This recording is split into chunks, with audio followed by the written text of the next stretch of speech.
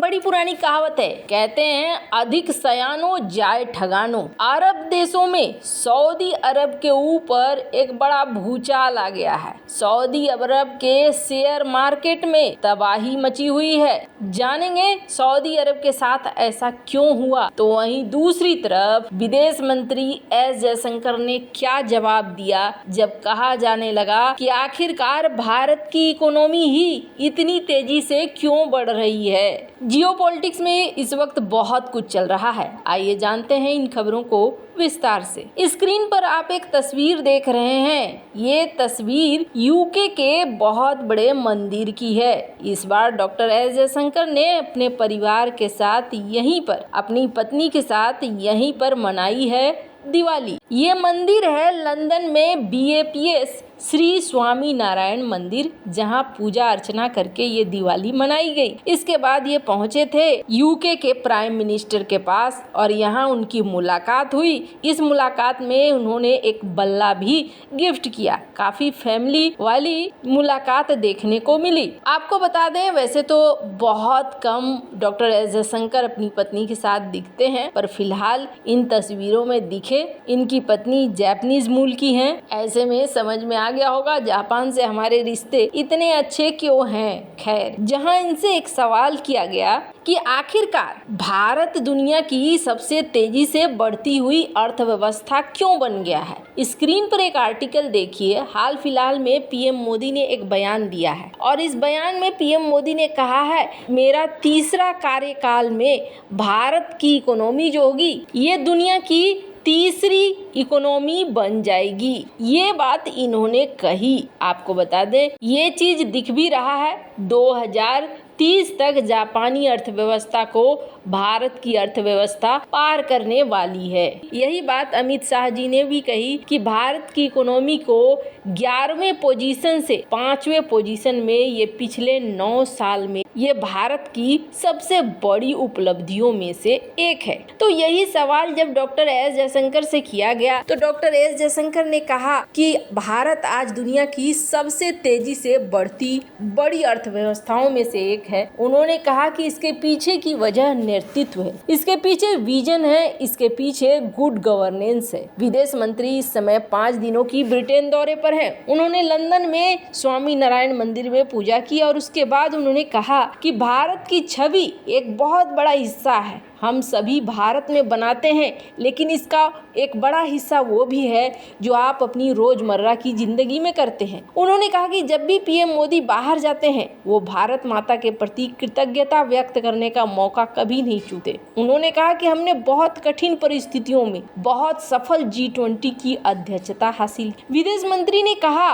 सरकार हर दिन 24 गुना 7 काम करती है, ये हम सभी जानते हैं। उन्होंने कहा कि दीपावली के दिन मैं ऋषि सुनक के साथ एक लंबी बैठक से आया हूँ। उन्होंने कहा हमें यूके और भारत के साथ अपने संबंधों पर चर्चा करने का अवसर मिला। मैं इस बात का प्रमाण हूँ कि भारत की छवि कितनी बदल गई है। इससे पहले विदेश मंत्रालय की तरफ से जारी बयान में कहा गया था कि भारत ब्रिटेन के द्विपक्षीय संबंध बढ़ रहे हैं। इस यात्रा के दौरान विदेश मंत्री अपने ब्रिटिश समकक्ष सर जेम्स क्लेवरली और अन्य गण्यमान्य लोगों से मुलाकात करेंगे। विदेश मंत्रालय ने दोनों देशों के रिश्तों को मधुर और प्रगतिशील बताया। भारत ब्रिटेन व्यापक रणनीतिक साझेदारी की शुरुआत 2021 में की गई थी और इसके तहत दोनों ही देश अब आगे बढ़ोतरी कर रहे हैं। खैर, जहां एक तरफ ये सब कुछ हो रहा है, वहीं दूसरी तरफ एक खबर ने हड़कंप मचा दिया। ज्यादातर जब हम अरब देशों का नाम लेते हैं तो दिमाग में क्या आता है? दिमाग में ये आता है कि अरब देश काफी धनी है, बहुत अच्छे हैं, बहुत पैसे वाले हैं, सोने की कार और सोने का घर,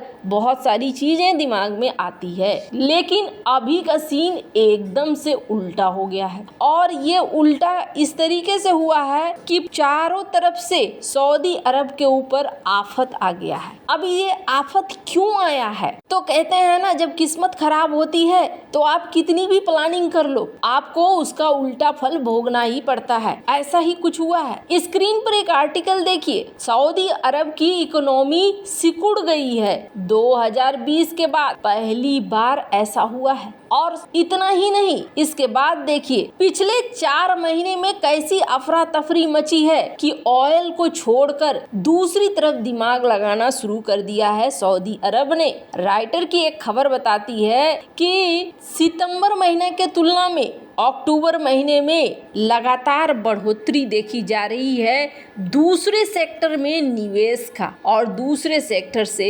व्यापार का, यानी तेल नहीं बाकी दूसरे क्षेत्रों में सऊदी अरब जाना चाह रहा है। क्यों, आखिर ऐसा क्या हो गया? अभी ये सब कुछ हो ही रहा था कि स्क्रीन पर एक और आर्टिकल देखिए, सऊदी अरब का अरामको 7 नवंबर की ये खबर है जिसकी प्रॉफिट 23% डाउन हो गई और पिछले साल ये प्रॉफिट थी $52.43 बिलियन की, तो इस बार है $32.58 बिलियन की। और इन सब के बीच में एक बहुत बड़ी तबाही बची हुई थी और वो तबाही आ गई यहाँ सामने। और वो तबाही क्या है तो आपको बता दें, वो तबाही इस रूप में आई है कि स्क्रीन पर आप आर्टिकल देखिए, राइटर की ये रिपोर्ट है, इन्वेस्टर्स निवेशक अचानक से सऊदी अरब से निकलने लगे हैं। बहुत बड़ी मात्रा में इनके शेयर बाजार में गिरावट देखने को मिल रही है। स्क्रीन पर देखिए आप किस तरीके से ये लाल लाल साइन डाउन की तरफ दिख रहे हैं। अब ये क्यों हो गया? अचानक से इन्वेस्टर्स पैसे लेकर क्यों जा रहे हैं? आपको बता दें, इनकी जो खबर है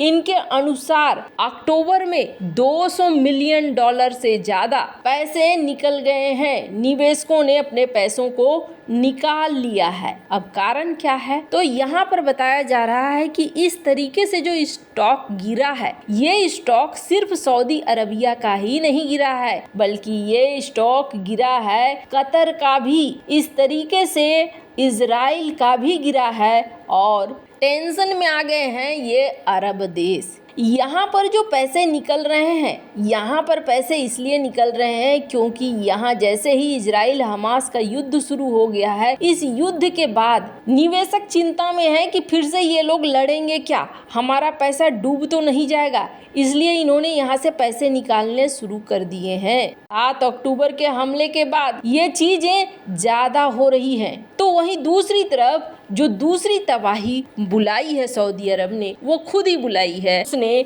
जिस तरीके से प्रोडक्शन कट किया तेल के मामले में, ये प्रोडक्शन कट खुद उसे भारी पड़ रहा है। तेल की बिक्री ही कम हो रही है। जब तेल की बिक्री कम हो रही है तो अरामको का प्रॉफिट भी तो गिरेगा। एक तरह से कहें तो अपनी ही जाल में फंस गया है सऊदी अरब। और यहाँ पर यही चीज आपको OIC की मीटिंग में देखने को मिली कि UAE और सऊदी अरब ने इजराइल के साथ दोस्ती तोड़ने के लिए कोई जल्दबाजी नहीं दिखलाई। वैसे इन सब मामले में आपकी क्या राय है, कमेंट कर जरूर बताएं। जल्द मिलते हैं अगले वीडियो में नई खबर के साथ।